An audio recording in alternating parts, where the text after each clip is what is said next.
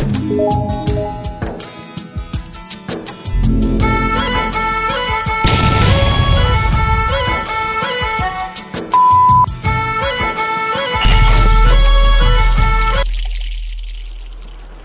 सा गीत था वो?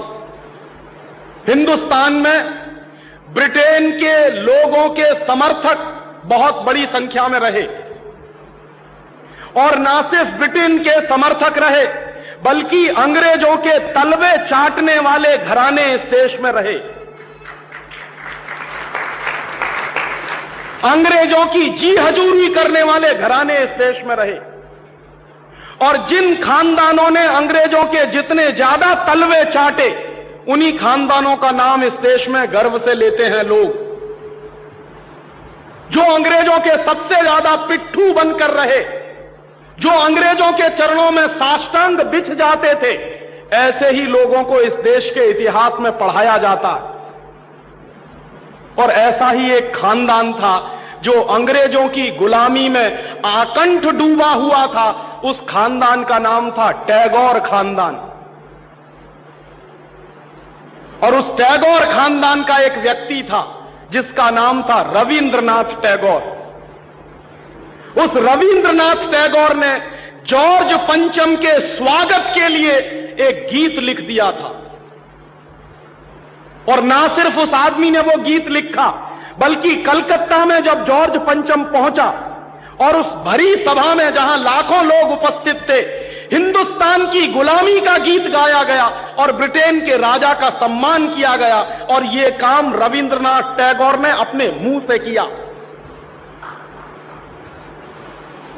और वो गीत कौन सा था जो रविंद्रनाथ टैगोर ने इंग्लैंड के राजा की स्तुति का गान करते हुए लिखा था?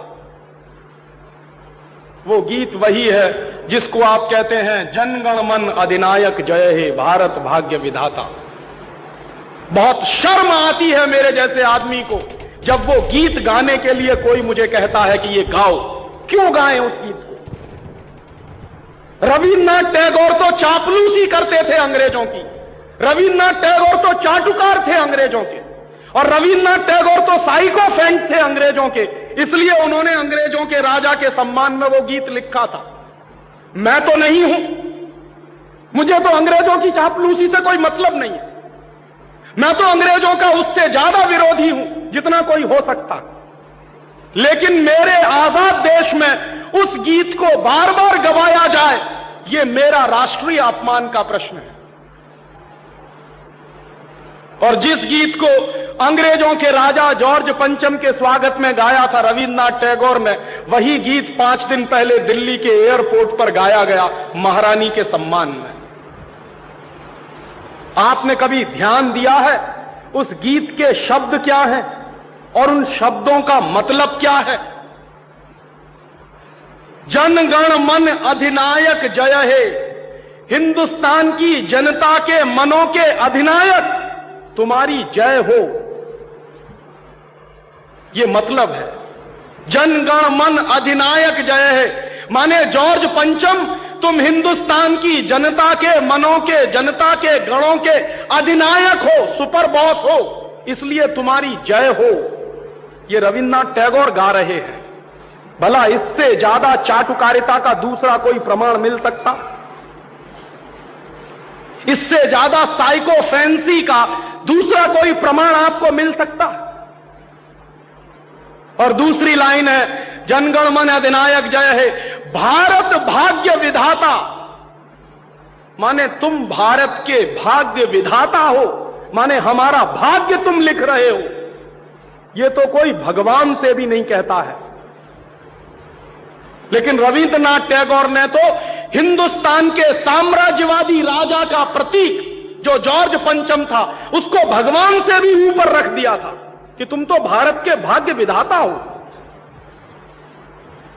पंजाब सिंध गुजरात मराठा द्राविड़ उत्कल बंग, विंध्य हिमाचल यमुना जंगा, उच्छल जलधि तिरंग, तब शुभ नामे जागे तब शुभ आशीष मांगे।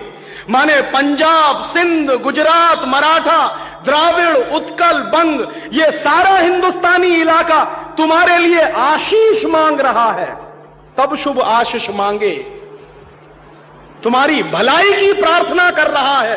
ये पूरा हिंदुस्तान जो अंग्रेजों की गुलामी में सिसक रहा था, उसको रविन्द्रनाथ टैगोर लिख रहे हैं कि ये सारा का सारा हिंदुस्तान तुम्हारे लिए आशीष मांग रहा है। तब शुभ आशीष मांगे, और वो सारी की सारी आशीष हम तुमको दे रहे हैं अपनी तरफ से। और अंत में जनगण मंगलदायक जय है भारत भाग्य विधाता, वही भारत के भाग्य विधाता तुम्हारा मंगल हो, तुम्हारा कल्याण हो। माने जो हमको गुलाम बनाने के लिए आए हैं, उनकी चाटुकारिता में कोई आदमी कितना बिच सकता है, इसका यह निकृष्ट नमूना है। और अंत में वो कह रहे हैं कि जय है जय है जय है, माने तुम्हारी ही जय है, तुम्हारी ही जय है, तुम्हारी ही जय है। ऐसा गुलामी का प्रतीक गीत ये गुलामी के दिनों में गाया गया एक ऐसे हिंदुस्तानी की तरफ से जिसको शायद आप बड़े श्रद्धा की नजर से देखते हैं। और ये गीत जब गा दिया था उन्होंने और चरणों में बिछ गए थे रविंद्रनाथ टैगोर, तब अंग्रेजों ने उनको नोबेल प्राइज दिलवा दिया था पुरस्कार के रूप में। रविंद्रनाथ टैगोर को ऐसे ही नोबेल प्राइज नहीं मिला था। अंग्रेजों ने कुछ नियम बनाए थे, कुछ परंपराएं बनाई थी, और अंग्रेजों के नियम क्या थे? जो अंग्रेजों की जितनी ज्यादा चाटुकारिता करे, जो अंग्रेजों के जितने ज्यादा पैर चाटे, उसी को अंग्रेजी सरकार राय बहादुर का खिताब देती थी। उसी को अंग्रेजी सरकार हिंदुस्तान में और इंग्लैंड में नाइटहुड की पदवियां दिया करती थी।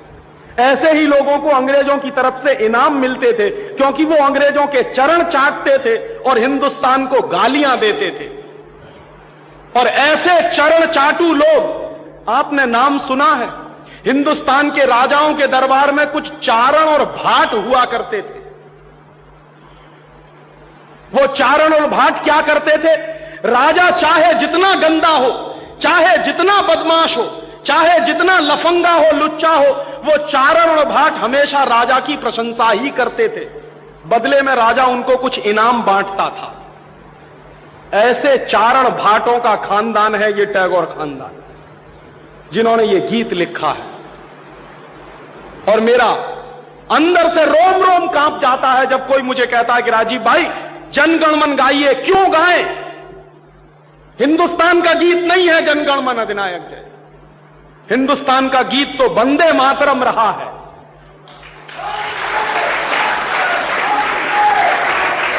और यह वंदे मातरम जैसा गीत जो हिंदुस्तान की आजादी की लड़ाई का प्रतीक था, जो हिंदुस्तान के लोगों में खून में जोश भरने का काम करता था, उस वंदे मातरम जैसे गीत को हिंदुस्तान में राष्ट्रीय गीत का दर्जा दिलवाने में 50 साल लग गया हमको, अब जाके हुआ है। लेकिन जो गुलामी के जमाने का गीत था जनगण मन अधिनायक जय है, वो आजादी के तुरंत बाद हिंदुस्तान के उन गुलाम लोगों ने, जो शरीर से आजाद होंगे लेकिन दिमाग से गुलाम होंगे, हिंदुस्तान का राष्ट्रीय गीत बनाया था उन्होंने। और आप में से बहुत कम लोग जानते होंगे कि कांग्रेस के 2 अधिवेशन हुए थे, जिन दोनों अधिवेशनों में यह फैसला हुआ था सर्वसम्मति से कि हिंदुस्तान की आजादी के बाद जनगण मन हमारा राष्ट्रीय गीत नहीं रहेगा। यह फैसला हुआ था कांग्रेस की समिति में। लेकिन उन्हीं कांग्रेस के लुच्चे नेताओं ने आजादी के बाद उसी को अपने देश का राष्ट्रीय गीत घोषित करवा दिया। इससे ज्यादा शर्म की दूसरी बात कोई हो नहीं सकती।